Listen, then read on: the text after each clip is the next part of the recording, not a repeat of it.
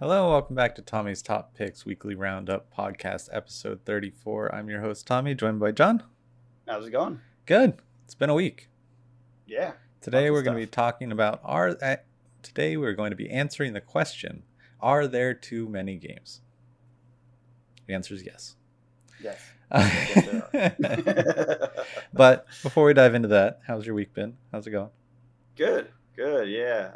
I just got back. It was like a long drive because I went to go visit my friend out in the boonies, and he and I just played games for like a day straight. Well, really like an evening and a day. But it was good. It was a lot of fun. Got to play some new stuff I hadn't played before. We'll talk about that. Mm-hmm. And got to play some stuff I was aware of and we've played a little bit, but I didn't get as many games in as we did. So now I have a more fleshed out opinion of them, if you will. Nice. So, yeah. And we pulled some stuff. We opened some stuff. I didn't open some. You opened some stuff. Yeah. So I opened the Genesis. I called it the box topper. Someone corrected me in the comments, and thank you for that. I think that was just like the add-on for the Kickstarter hitting a certain milestone or something. And it was a bunch of the foil heroes. And now that I've played it a bit, I'm super excited about that. Even more excited than I was on the video, and I was pretty excited on the video. Nice. Because they are like cores to the decks, and now I'm gonna make some decks. Like I played, and I have to make some decks. And then the other thing I got, well, apparently the tsunami thing, the promo tsunami, I think everyone got that, but it looks gorgeous. It's in foil. It's a full art, rendition of it, and it's a super powerful card. So I really want to make an army that uses it so that I can pull that out and slap people with a tsunami. So I have a couple of different heroes I got to look at and decide which one out of the sparkly ones that they gave us. And I keep calling them heroes. They're called champion. The vampires. So I'm trying to get my lexicon right because they have a lot of specific lexicon that's really cool. It ties into the lore and stuff. Another problem with too many games. Too many lexicons. Yeah, exactly. The same thing. They all have their special names for things. Yeah.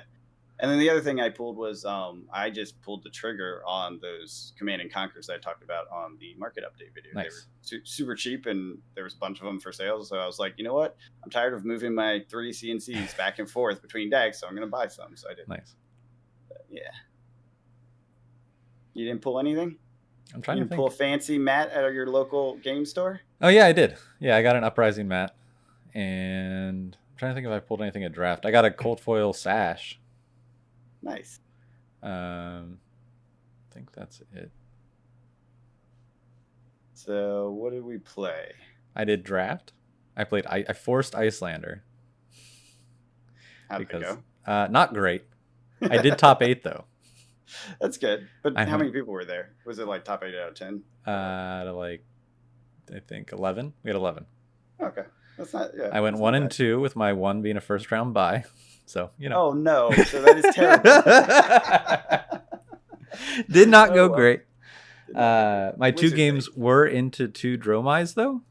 Yeah, that's so it was rough, and I was also learning just how to play Icelander because I've only played against. I have not played. Yeah, so, but I was just wanting to have fun and not force fi, and the cards just kept coming. I think I had a decent. How was your deck? Because I think it was decent. Icelander? There was one other out of 11. How many blues did you end up with? Do you know? 14 or 15. That's good. That's you were in track for a good deck then. So maybe it's just lack of experience. I think that's what it was. And I didn't really. I only had what's that? The specialization that's a rare. I know which one you're talking about. The one that Storm. The Storm, the XX cost. Yeah. I had one of those, but in both games it came too early and not on turns where I could really maximize it. Yeah. So that was unfortunate. It's challenging to maximize oftentimes. Yeah. And you can't just save it in Arsenal because you need your Arsenal. Right. Exactly. So, yeah. And then it's not an ice card, so it doesn't create the frostbite. Yeah, it does. Oh, you mean out of Arsenal? Yeah, right. No, it doesn't. Yeah. Not that. Yeah. So. Yep. But it was fun. I had fun.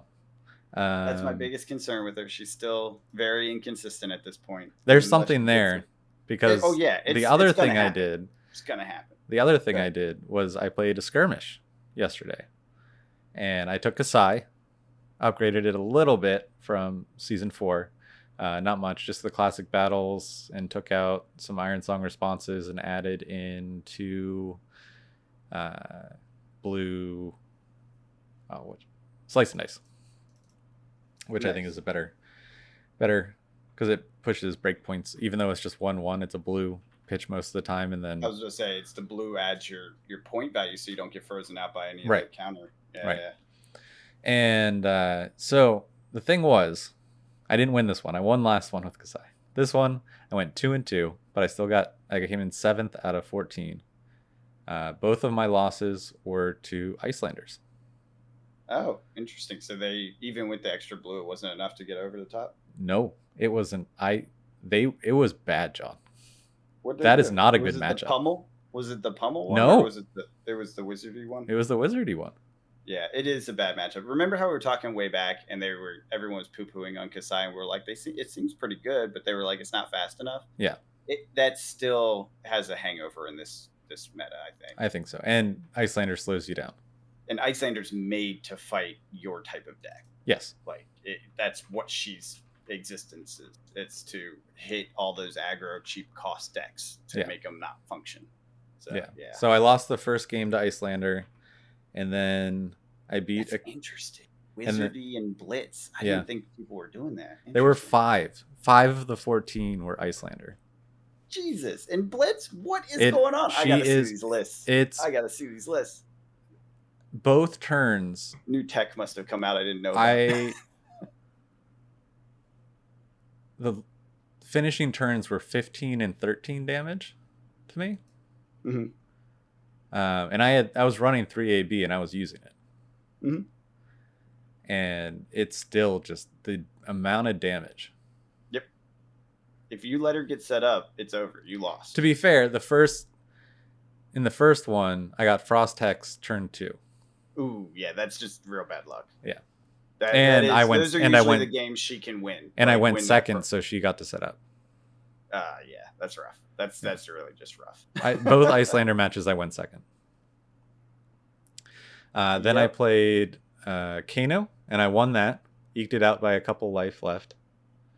Had to pop Blood on Her Hands with 4, but it was enough, just representing lethal that many times. So I lost the +1, but they were at 3 or 4, so I only needed to hit twice, and I had a couple attack reactions and pumps. And then my 4th game was against Guardian, which was also very close, down to the wire. But the Guardian player and I have played a lot of games together, and it is very much a 50-50 matchup. Whoever really gets there first, because Kasai can block the first crippling, the first like big swing, even dominated, just because of her armor. But the second one, you can't. Yeah. The second one you have to give in your hand. So.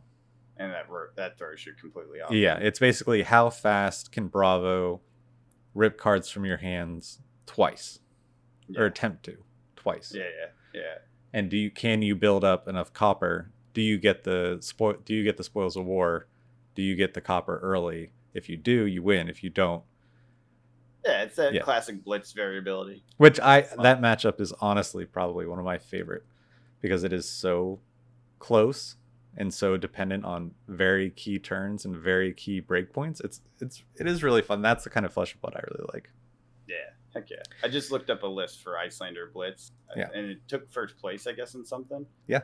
And it's mostly Wizard, but it does have Command and Conquer and Fire Breathing in it, which I love. Neither of those I saw. Good piece of tech. Neither of those. Yeah, they you don't want them. They're not necessarily winners, but they add enough consistency to the Frost. Ancestral Empowerment was in it though. Okay, so then that wouldn't have had Command and Conquer or Fire Breathing, because that sets you up with that. Yeah. It's interesting. Interesting hybrid lists are popping up. Yeah. Fun. Yeah, it was a good time. I was not expecting to play 3 out of my 4 games against Wizard. So, At least you had the AB. Yeah. And it's Blitz, so you always have the AB. But that's true. But place top 8. That's all I wanted to do. I wanted the cold foil, and I got Phi instead of Dromai, which was nice. Or I got a Dromai, but then traded someone who got the Phi and wanted a Dromai. And they're both the young cold foils, is what you got? Mm-hmm. Got it. And we got there were enough promos to give out 2 of the cold foil silver is the participation. Yeah, so that was cool. Yeah, like in the first skirmish, there was the cold foil copper. Yeah. Okay. So this one was cold foil silver. So maybe in Dynasty we get gold, and then next skirmish season we get cold foil gold. Yeah, yeah, it makes sense. Yeah. Curious about Dynasty. I keep hearing all these leaks about new hero classes and stuff, but I don't know if they're real or just completely fabricated nonsense. I've heard that the Emperor is broken.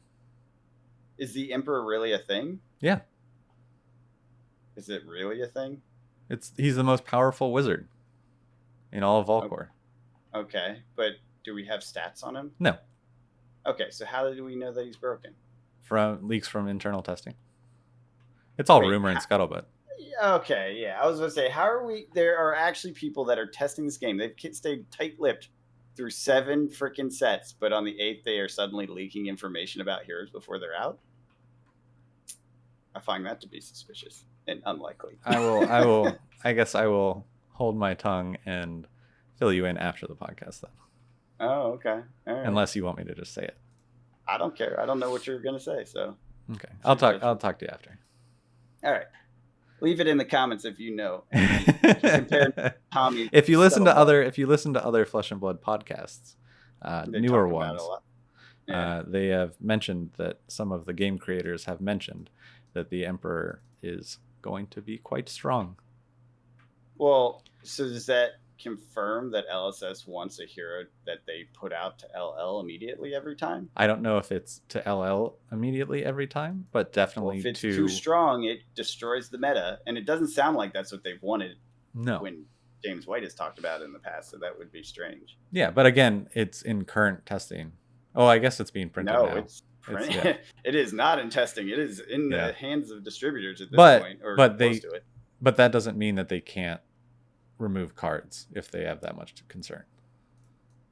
That's true. Like they've done it before. They do that right before the set release. We wouldn't know until like next month or the month after. Right, exactly. Yeah. So all I'm saying is I wouldn't be surprised if there is something like that from what I've been hearing. So it's a wizard, a draconic wizard. Well, it has to be one of the original heroes. But that doesn't mean that there isn't one of the original heroes as well. Did we ever get that before in a supplemental where we get 2 talent add-ons or 2? Because we had Starvo, but then we didn't get. Oh no, we did because we got Icelander, Ice Wizard. So we could get like a draconic Kanai or draconic Kasai. Kasai, but she'd only be blitzed then if it followed the pattern. I'm thinking Azalea. Okay, maybe. Anyways, we spent way too long. This isn't even the topic of our freaking podcast. Some things I played. We were talking about what we played. I played some Flesh and Blood, and then we talked. You jumped right into that, and I didn't say what I was going to say. I played Genesis, and then the thing that was a surprise blast at my gaming session was X-Wing, the Final Fantasy game. It was the 2.0 version, and it was Fantasy Flight. Oh, what did I say? Final Fantasy. Oh, yeah. The Final Fantasy game. Yeah, X-Wing. The Final Fantasy. The Fantasy Flight game. Sorry. Yeah. X-Wing 2.0, whatever it's called. It just came out with a new edition, right? Yeah, and I guess that upset a lot of the longtime players because it means you have to rebuy all the stuff. You know how editions go. Yeah. But I didn't get to play the old version, but this version is very fun, very straightforward to pick up from the starter kit. And I had so much fun with the starter kit. 1, I bought it so that you and I could play. And then 2, I was like, hey, can we build like mini squads and do that? Like do a fight like with custom squads? And he had enough stuff where we could do it with this pirate faction or something. So it was Pirates on Pirates or whatever. Nice. And it was fun. It was a blast. Like it's so much variability, so much tweakability. It's very much the same thing as like deck building. You build, and it's pretty easy to set up, right? Oh my god, easy, super easy. There's like little pieces of cardboard that are asteroids, and then you put the ships down, and that's it. Like it's straightforward. The game itself requires some detailed stuff, like a laser is kind of useful. And that makes not sense. Just not just a little useful, like very many times you want to check it. Like check that. Check is that? I don't know if that is. Yeah, I forgot about that. But yeah, it was fun. It was a good time. We'll have to play once I get the kit. It should come Absolutely. tomorrow, and it's very easy for that kit because it's 2v1 and you just fly around and shoot each other. It feels like a dogfight. I did do a little bit of research. It seems like if you are looking to get into it, everyone should buy a core set, like each player. Okay. I mean, yeah, you get what army you want or whatever, essentially. Yeah, and then also it gives you like the cards and the pieces. Yeah, I don't think it could. Well, I don't know. We can talk about it later. But yeah, that is exactly what he did. He bought the pirate core set, which they said was like $40 or $60 or whatever, and we literally punched out the cards and the dials and stuff. Yeah. So, or not the cards, but the dials and the placement things. And he had a ton of stuff in there. Like, it was ridiculous going through it just to get the like 3 ships that we were doing and the pilots. We were going through so much stuff to get to the things that we wanted. So it gives you a lot of stuff, which means obviously a lot of replayability because you can do it this way or that way. This pilot, that pilot, this drone attached to it or droid or whatever. This weapon, this special illicit product. Like I had a cloaking device on one of my ships. It was cool. It was very fun. Neat. Lots of variety and very flavorful. Like I have to admit, there were more than one time where I was like, pew, pew, pew, pew, pew. Because it felt like such a dogfight. Of course. I was like, look at this. It's just like the movies. And we had these like, where our ships would cross at like high speed while we were like trying to nail each other. And then you do these like loops and stuff. It's so, it captures the feel. It's so fun. Very cool. So fun. Yeah. So anyways, let's get on to our actual topic. Yeah. So our actual topic. Games and game things. So like there are too many games and only so many hours in the day in the week that you have to play. And I don't know about you, but I have different gaming itches that need scratched. Oh, yeah. All the time. And yeah, it's funny too. They pass because like I was watching that sorcery content the other day at the Team Covenant. I was so hyped. I was like, Tommy, we gotta play. Here's the thing, we can make our own decks and everything. I messed around with it, and then you bailed on me and didn't play. And so I forgot about it, and then I started playing another game, and I was like, oh yeah, I was really hyped about that. What happened to that? I never got a chance to play that. Yeah, because it was such a short window that there wasn't a chance for me to reschedule. It was over a week, Tommy. It was not a short window. You have just been busy for 2 weeks straight. It's been hectic. Don't put that on me. I know I'm not. It's always on me. Things are always too hectic. Things are always too busy, and that's why I wanted to talk about this. Yeah, for sure. Because I'm trying to find a nice balance because there are a lot of things that I'm interested in, and this being Tommy's top picks, we can kind of do whatever we want to do and whatever I pick. So I'm trying to talk about some things that we're interested in and what we're not interested in anymore, and kind of do some refocusing, I guess. Okay. Well, I'm still interested in sorcery. Absolutely, me too. It's just it's on the edge for me. It's not like a top priority. Yeah. Well, with it coming out, I want to do more with that. And Genesis is the other one that I had such a blast with those starter decks. I'm building decks. Like, I don't care. If I don't end up playing with you, I'll play with someone else. But I mean, I will play it. Like, I'm interested in it. I don't know if I'm going to be putting in the effort to like build decks and stuff. Yeah, that's my plan, was to build like 2 good, because the starter decks, one's overpowered. It's very clear after a few games. It's like one is very, very much too powerful. So I'm going to build 2 much more powerful decks that are also a little bit tighter if I can. And I don't know. I haven't built yet, so I don't know how the rules work for that. But if I can, I want a little bit more consistency, because game to game, you don't get through your deck. If you recall when we played. Yeah, I remember. But yeah, it ends way too fast to get through the whole deck. So if you end up drawing certain things that are like melee only attack style stuff, and you have a range guy who has every capability of staying out of your close range, it feels bad. Like, you're just not going to get there. Right. And then sometimes you draw the big monster, which I think in those cases you can really only have like 1 in your deck or whatever. But having the ability to consistently do your game plan, no matter what part of the deck you end up with, is something that's kind of my focus. So what I'm going to do is build 2 decks that are good against each other and have that kind of consistency I'm looking for. That's my goal. We'll see if I can pull it off. And then use that as a starter kit to play with you. Go Yeah, play absolutely. with random people that I've never played before, that sort of thing. Yeah, I'm totally down for that. And that'll be fun. And that'll give me, it'll scratch the itch of, I want to learn how to do deck building. I want to get a little obsessive on this game because it's so like freaking fun. Like it's so fun. Every time you play, it's a different chess game. Yeah. And you have different pieces, even with the same stinking decks. It's just such a blast to play. And my buddy, he picked it up in like, no time. Like by the third round, I think he was like on top of it, and he was thinking like, okay, how do I best optimize my situation? And then the second game we went through, and it was like a real chess match. And I realized, I guess I realized it for certain, probably a quarter of the way through the second game, but I had a sense of it from our games that the one character, Adiris, the fire mage or whatever, is just broken because she can hit from anywhere in the arena. So she can just stay away from you and you never get a chance to hit her, even though you're a ranger, and so that was when I realized that. I was like, okay, well, I'm not going to do that. I'm going to get in his face so he has a chance to hit me and stuff. Right. But because I wanted him to have a chance to have some fun with it too, because he'd never played. And but the reality is, like, if this was competitive, I'd just like throw up all the creatures that Adiris has in the deck, put them in front, push them forward, and then stay as far back and just ping every turn. We went through and calculated the number of resources you have. It takes 11 turns to kill them with just that, hitting with nothing else. And so you have to stay alive for 11 turns and do just that. Very doable. Yeah. Very doable. So it's a little busted. Yeah. So I want to make better decks. Yeah. No, I'm down to play. I just, again, not high on the priority of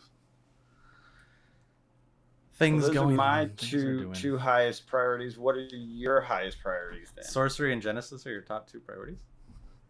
Yeah, for new stuff that I want to actually get into and dive into. Yeah. And plus, like, everyone seems to like when we do new content on new games. So that's absolutely. Doing well. So doing new content on new games is what I want to do. Yeah. Yeah. No, I agree. That's fair. Leave a comment if there's something else I should be looking at, because I like new games. Tommy hates them. Yeah. Shoot. What? We forgot to mention something, or I forgot to mention the games we played. So this was a wild one. One of our locals reached out on our looking for groups. We have an other channel for anything else.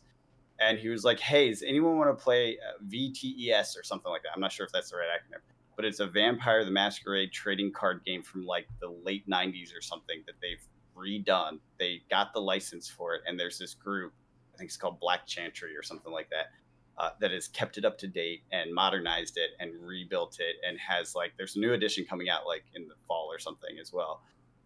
Went over to his place. 4 of us from the shop played. It was a freaking blast. If you remember Vampire the Masquerade and like the flavor, it was so flavorful. It was so good. So much fun. I was just talking with your wife about it, and she sounded interested in playing. So that gives you something. Oh, yeah. It's like, it was such a good time. It's another deck builder, right? Mm-hmm. But being a 5-player style game, it feels a little bit like Ultimate Pit Fight, but a little more fair the way the structure is. On there's still politicking though, right? Oh, it's so politicky, which is very much in line with the flavor of that world, right? It was all about these ancient vampires that, like, were puppet masters from the shadows, right? They would control massive groups of vampires to do all these things to try to take over the shadow worlds. And sometimes they'd ally with each other. Sometimes they'd be battling each other, always trying to destroy their enemies and stay alive, and that's what it felt like you were doing. It felt like you were controlling an army of vampires and playing politics and all. It's so good. That does sound cool. It was very cool. It was a little complex. It took a minute to like get a grasp on all the rules, so kind of more old school game style, where you're kind of like, what, how do I? It takes a minute. But it was a lot of fun to play. I really enjoyed that. So anyways, that was part of what got me on this kick of like, what other games should I be exploring and spending some time on? Grand Archive. I mean, I'll play anytime, man. We've played it. I know it's a lot of fun. Yeah, it's on the list too. I don't think that's on my top. I think that's in my edge. So is that one of your top ones? That is, yeah. But I'm kind of waiting until it's in my hands. Yeah. I really feel like it's fun on TTS, but I feel like it'd be a lot of fun in person. Well, I want the variety that we're gonna get. You know what I mean? Like the other elements, other classes. Like that's gonna be a blast. That's where I'm at with Genesis. It just, the Kickstarter hit my like came to my house. So I got it. That's why, because it's in my hands now. You know, that's why it's like, it's in my hands. I want boxes. Oh, and speaking of that, I think I am going to open that Kickstarter box. I'll do a video on it. I got a response from that, what I thought was the box topper, saying that's not actually the box topper. It's inside the box. So now you got to go in the box and get I kind of want to see what's in there. I want to see it. And they're doing a thing where they're not trying to be like super tendy collectible style, you know? Yeah. Assad has explicitly, when things get out of hand, like does wave-based reprints and stuff like that. Like he's trying to avoid this crazy like manic price stuff. Which is good. It's just about the game. I agree. I think it's totally good. So there for me, can be games that can be just about the game. Oh no, do I have to spend another $100 to get another Kickstarter box, or 200 at the worst, which is what it was a few days ago, and it's already down from there. I think it's at like 115 or something, and it was 100 at the Kickstarter. So it's like, I'm not worried about being able to get the product. I actually, because of playing this weekend, picked up two more boxes of the J2. Nice. So I have them for deck building, and then I just bought another Kickstarter box. So opening this won't hurt me or feel too sad. So I think I'll do that on camera this week. Nice. That'll be fun. Yeah. Sorry for keep going back to that, but yeah, no. But yeah, I'm kind of waiting, Grand Archive, waiting to dive into it once I have it. Yeah, same thing. Like once you have them in your hand, you're like, I got to make some decks. Like, you just want to. And then, and I'll be getting a couple of when that comes out, I'll be getting a couple of the starter kits. So I thought it'd be fun to give one of those away as some kind of prize. Nice. On the channel. Yeah, that's a good idea. Yeah. But yeah, the top priority for me right now is Flesh and Blood. Like, that's I mean, I'm talking about new stuff. Yeah, no, I know, but we have it in the list here of too many games. Yeah. But for Flesh and Blood, aren't you kind of steady state? Like, you're not even brewing right now. Yeah, I am. I just learned Benji last week, and oh, that's true. That's true. You are tweaking Kasai and the playing around in different CC things. Tommy, adding one card to a blitz deck is 4 cards, John. 4 cards for the same gameplay pattern, right? Nothing changed except the efficiency and the curve. Yep. No, I know. That's what I'm saying. Like, I'm still playing fat. Don't get me wrong. I'm gonna be going to as many of the armory things as I can, especially this month with that Icelander kit coming out. Mm-hmm. But for me, it's steady state. Like, I have my decks. I know what I'm playing in with. I know what I'm playing in CC, and I know where it stands and how good I am with it. And then there's draft, which is kind of a moving skill. Right. No, and 100%. And so this doesn't come into the factor of like priority, because it's just a time thing. Going back to like time commitments, like they're like every Thursday, once a week, I'm playing this game. And then on weekends when there's events, I'm playing the game. And so it's just 1 or 2 days a week is just that. Which, I mean, I'm enjoying, and I don't have any plans on stopping soon, but that is taking up a part of the time that I could be putting into other things.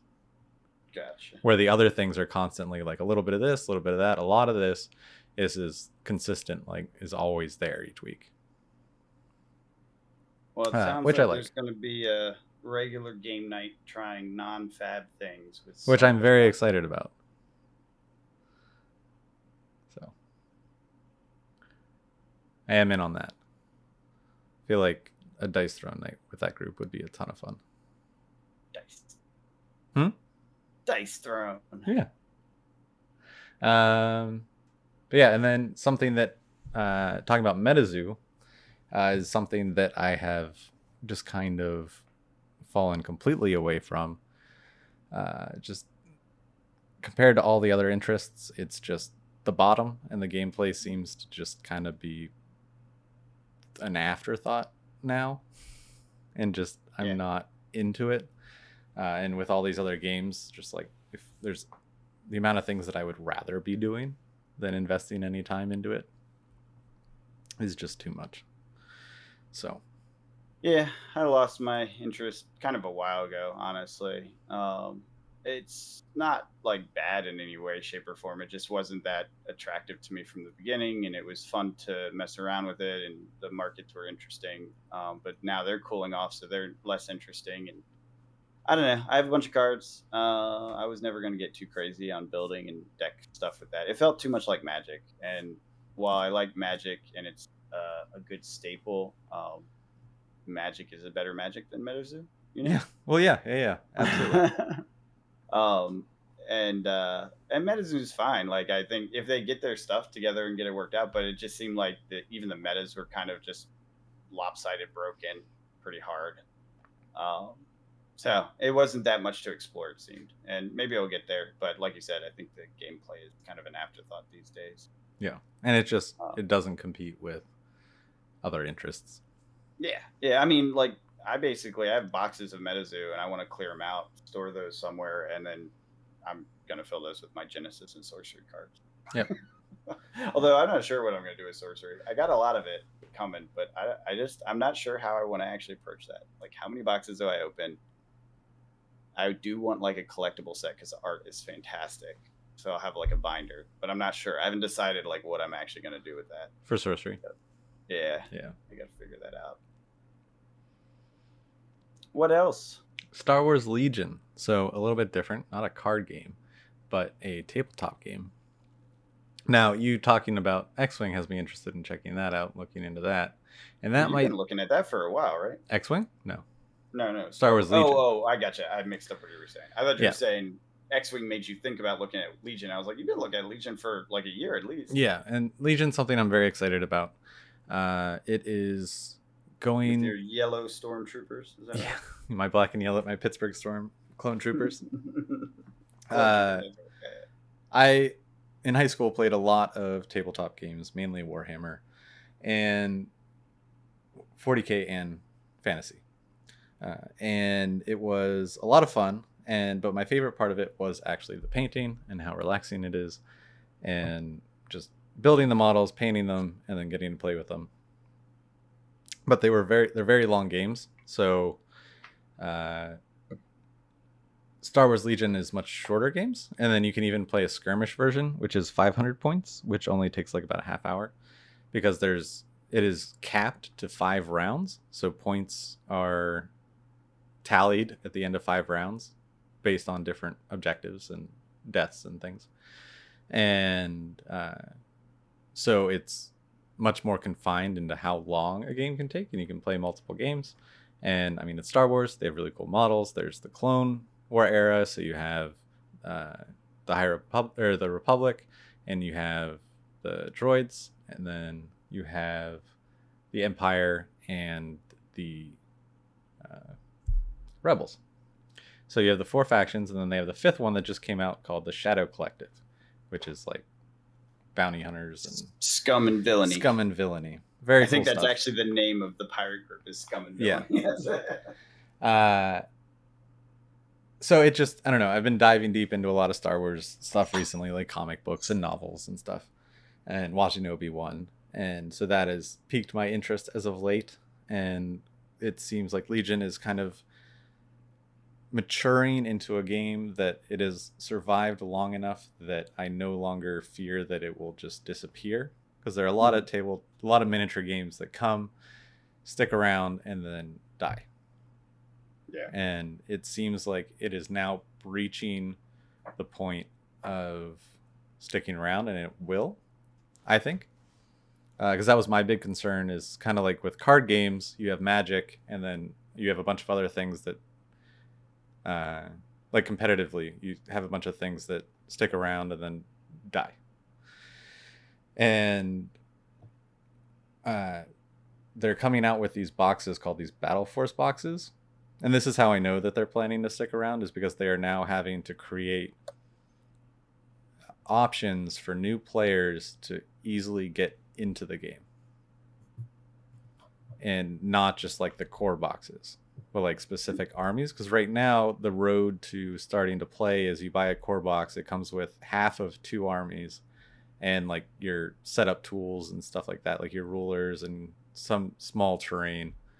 And it's either the Clone Wars or the original trilogy, Empire, Rebels, and but now they're coming out with these boxes where I think their MSRP is like $150, but it's pre-ordering now for like 120. So which means you would think that eventually they'd be on sale cheaper than that.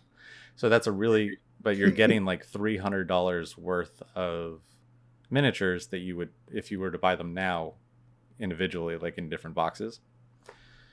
So it's a really good price point and like that, telling someone like $300 is like a starting point for an army is a little nuts, but like that 120 I think is a much more breachable, and like they are trying to expand the player base, if that makes sense. Yeah, totally. Yeah, I'm just skimming now, and it looks like you can get the starter set for 100. Is that right? The starters, yeah, the core sets are 100, so the core sets are pretty cheap. Yeah, and 20% off right now on Amazon even. So. Yeah, and they come with 2 half of an armies, so like skirmish, right. 500 point. So most people buy 2 of the starter sets that they're interested in, and then usually like go in with a friend who's interested in the other, and then you each get half the tools, you each get 1 set of train, and then you each get a full army. Right. Now it's not that optimized, but you can field. You have the points, actual force. Yeah. And then you can buy the extra stuff if you want to customize your army. Like there's bigger vehicles. Then you get nuts. Yeah. And then there's all these different commanders, which I think is really cool. You can buy like the individual commanders that make a big change for your army, because they give you different cards that you can play. So you can like, for example, in Empire, you could have like Darth Vader that comes with a core box, or you could go get Palpatine, or in the Republic, it starts with Obi-Wan in the core box, but then you could go get Anakin and Padme. God, they have a lot of stuff coming out. I'm just skimming through stuff, and there's like a bunch that's pre-order right now. Mandalorian's coming out with Grogu. Yeah. There's going to be a Grogu. They have Anakin in the 501st. Yep. So that's the battle force. I just learned about this weekend. Okay, so here's a little kickback to my weekend of gaming. My buddy has been trying to get me to watch the Clone Wars for a while. I know, and that's another thing on my list that I want to watch. Yeah, and he's because it's good, and I know it's good. It's just I have a hard time getting through the first season. Every time I tried, I failed. I've basically been like, I don't like this. It's too cheesy, too like kid show. And I've been assured, and I've read and heard elsewhere that it doesn't stay that way. It's a very adult show by the end. Yeah. But it does evolve into that more adult show. And so anyways, he's like, we're going to get you there. We're going to get you there this week. So while we were eating, he put on a couple episodes, and like they were key, like real story deep episodes that didn't have all the like hokey stuff. Yeah. And I was like, all right, you got me. I was like, I'm going to watch this now. I'll watch it. It's because the ones he put on, it's like, oh, that was that was really good. Like that was serious, like good drama, good Star Wars lore, all that stuff. Mm-hmm. So the 501 is the beginning of the 501, I guess, is in one of those episodes, and how that all came to be. And I guess they referenced that whole thing going back. So anyways, sorry, just saw that their pre-order is available for a 501, and I'm like, oh, that's kind of cool. Yeah. I've heard that's the weakest one. But, oh, dang it. But it is the army. The clones are who I'm attracted to, and that's the course that I got and was looking at them. But I'm also... So basically, from what I've learned, is the clones are you might actually like them, because they're kind of like the big brain. You have to do a whole lot just to be okay. Competitive. Yeah. And then, whereas the Empire are just roll in and blast. Because you have so many, which is sounds very accurate. No, you don't have as many. No, I mean, you just have so much power. Yeah, and you have force. You have different dice for defending that will have more saves. It's crazy. Just flipping through all these products, there's so many different things. And there's like a outpost thing that brings in new game modes. Like there's all these different ways of playing. Mm-hmm. It's not just like my army versus your army raw. It's like there's objective based ones and like bomb runs. Hold it for so many turns, or like it's buying time for the rebels to escape, or whatever. You can hire bounty hunters. The bounty hunters have targets, and you get like game-winning points by having the bounty hunter kill their target. That's pretty cool. Yeah, it's pretty cool. Good flavor. I like it. I don't know that I'll play it, but I like it. Well, so that's kind of the thing of where I'm at, is like Legion seems really interesting, really fun, but does it fit into my schedule? Like I've been trying to force it into my schedule for so long, and it just hasn't. See, I'll tell you, the big thing for me is like, and I know it's important to you, so you got to figure out how to make time for it, is that painting and modeling stuff. It just takes so much stuff and time and space and just to get a little force together, and then you find out that it sucks. Oh, I you know what I mean? Like, and you got to start over if you want to have a competitive force, or at least tweak the heck out of it. Right. And so I'm not I just don't have it. I don't have that patience. Yeah, I'm not looking to get to a competitive level with it at all. Definitely more of a hobby side, definitely just painting and stuff.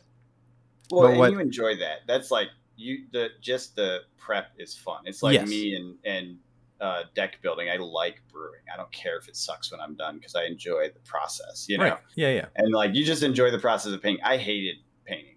I hated it. I hated when I did competitive 40K. I would slap the crap out of them with paint so often. Eventually I got good and like tried to actually paint and cared about it. But for the longest time, when I had to go to a store, I would literally just take one color and paint every single thing that one color, and then take another color and paint every little like hand, foot, leg, whatever. They have to be three colors. I know. And then I would take a dry brush and go over it and give it like a third color. And then I'd take that in because I hated it so much. And my armies always look so ugly.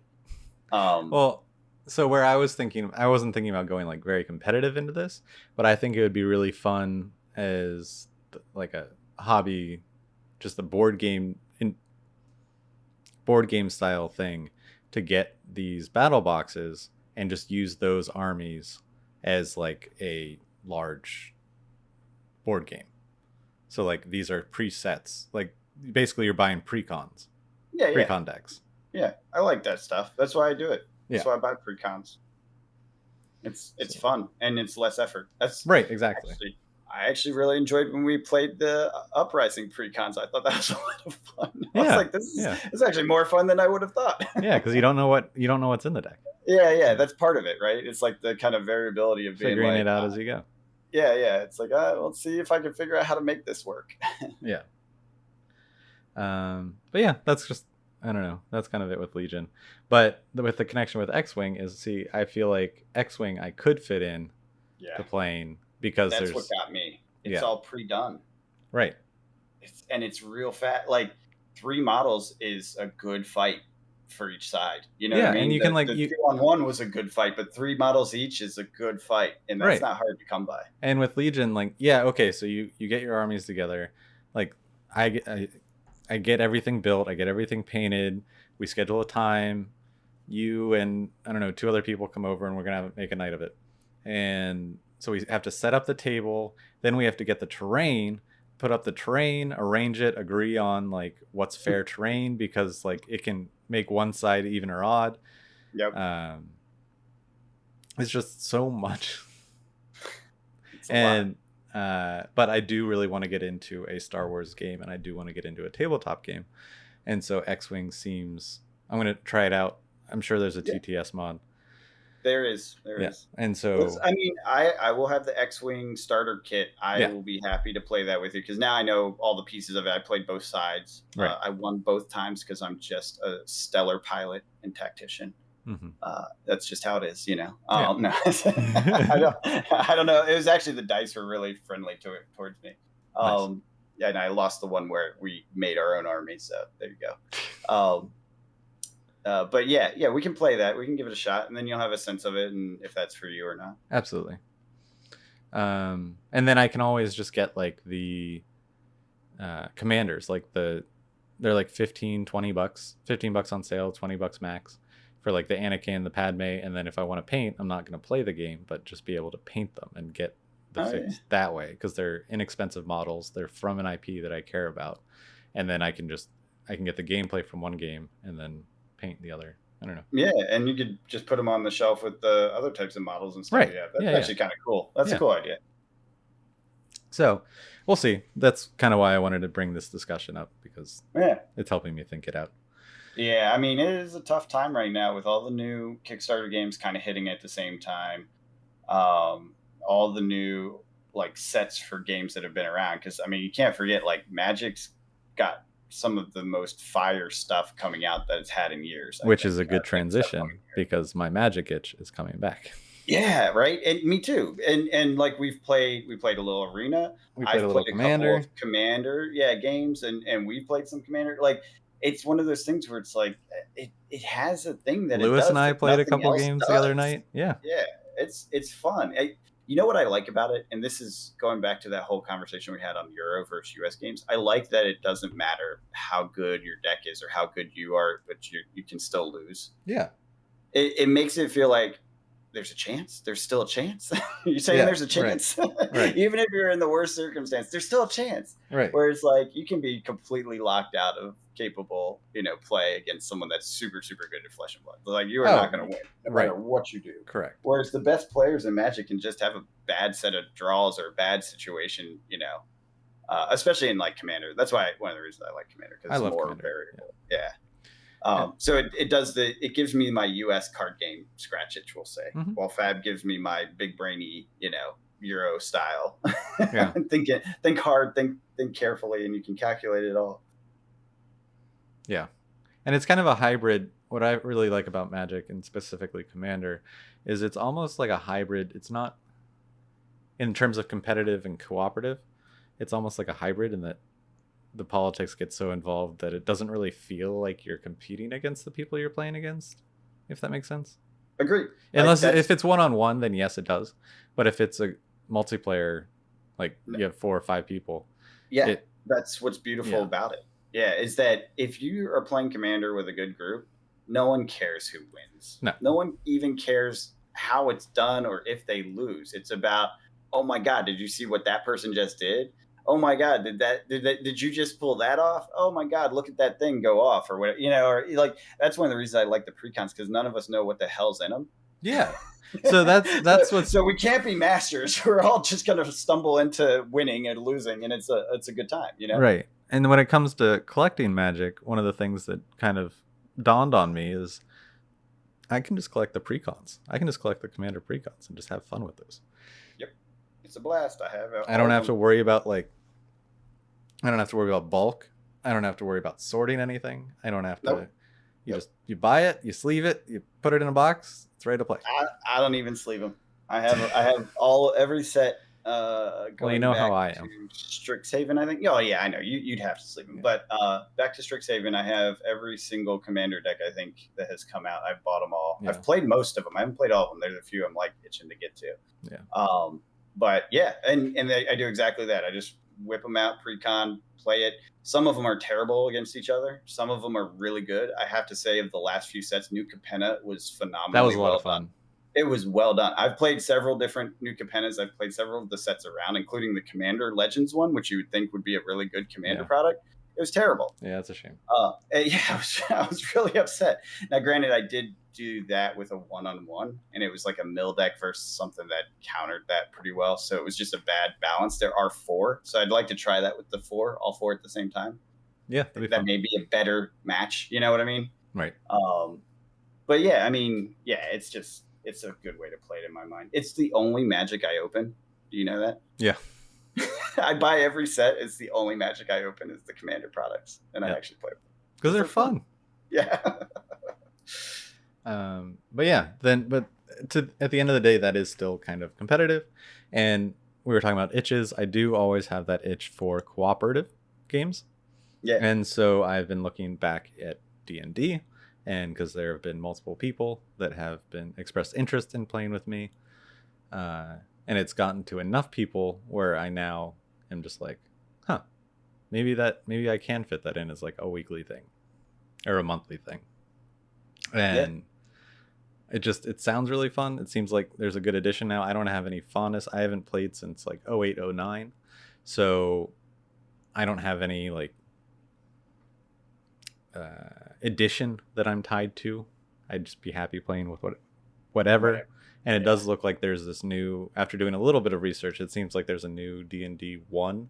So they're moving away from editions and just, I guess, having an ever-evolving one. Yeah, so I found out a little bit more about that too since we chatted from a buddy of mine who's obsessive and has played D&D as long as I have.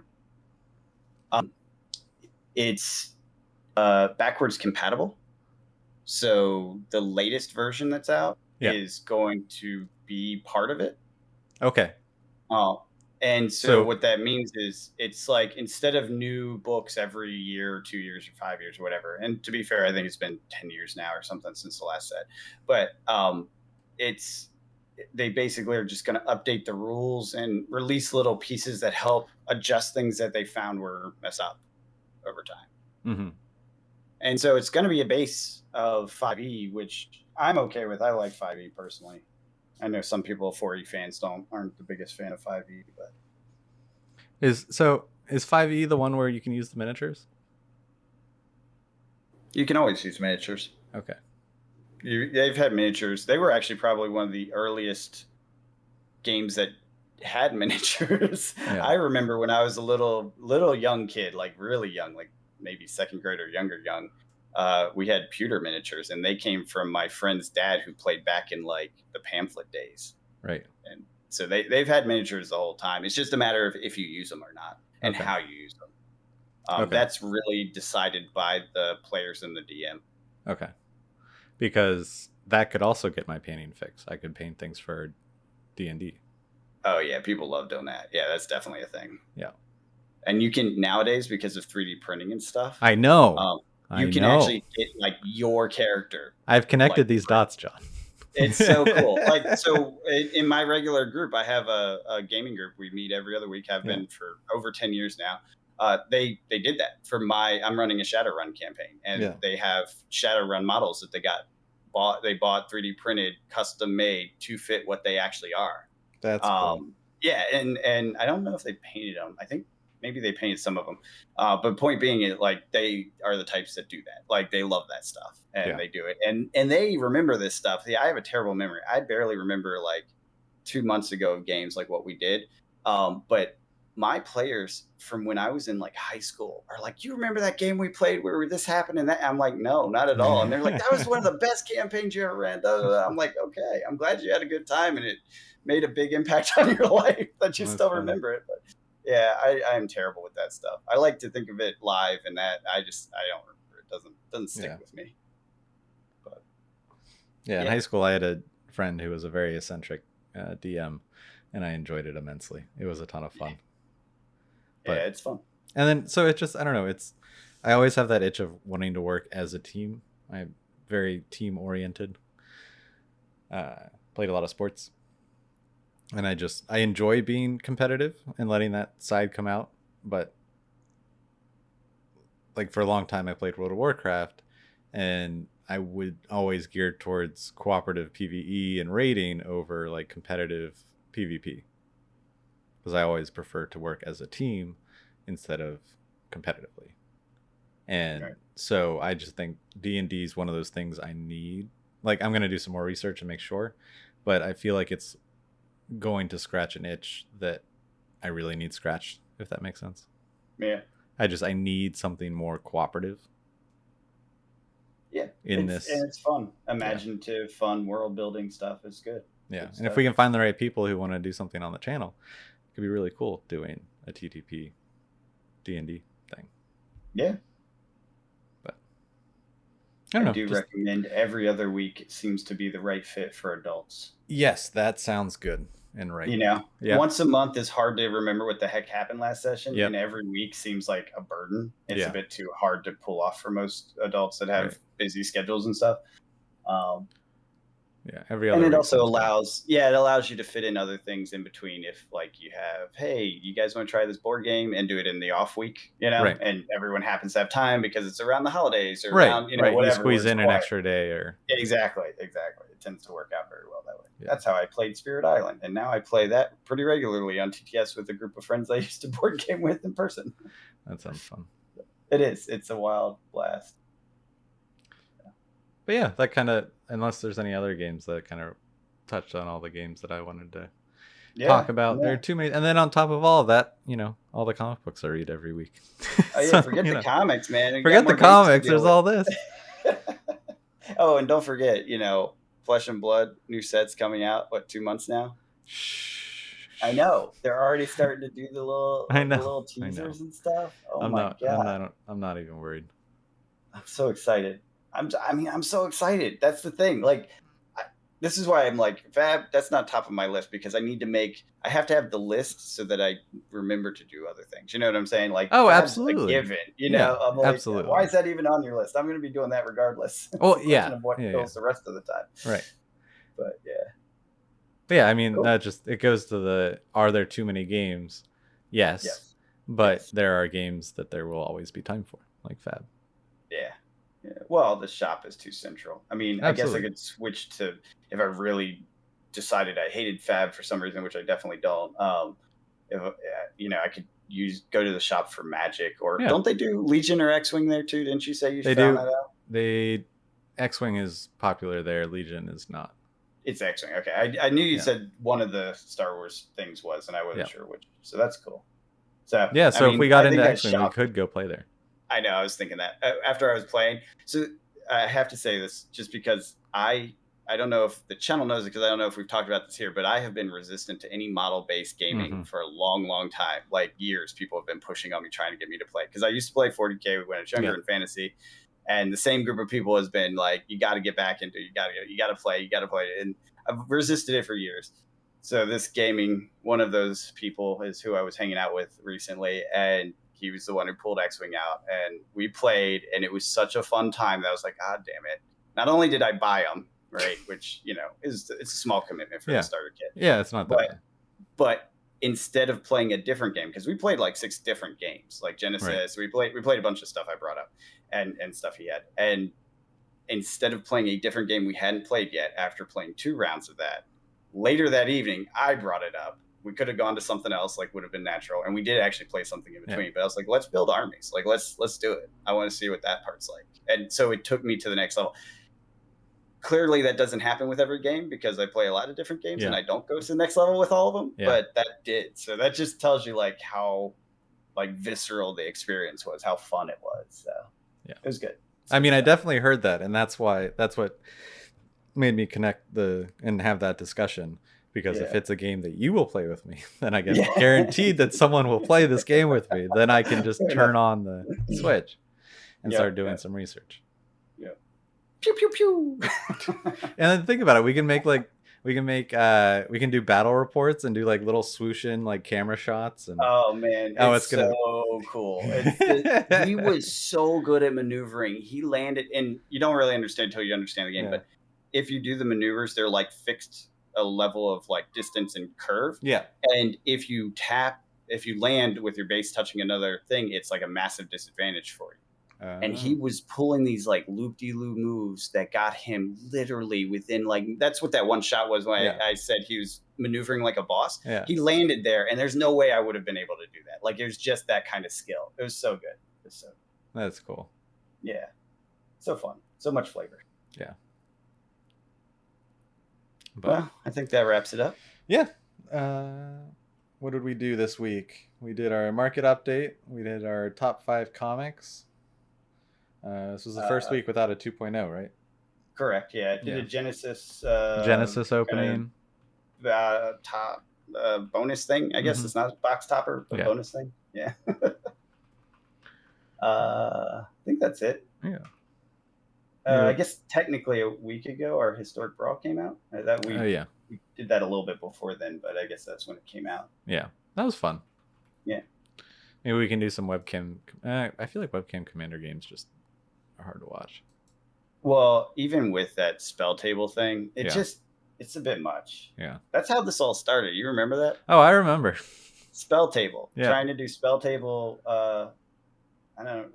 Was it all Commander? I can't remember. It was all Commander. Was it? Yeah, Spell Table Commander. That's where this all started. And we're like, what?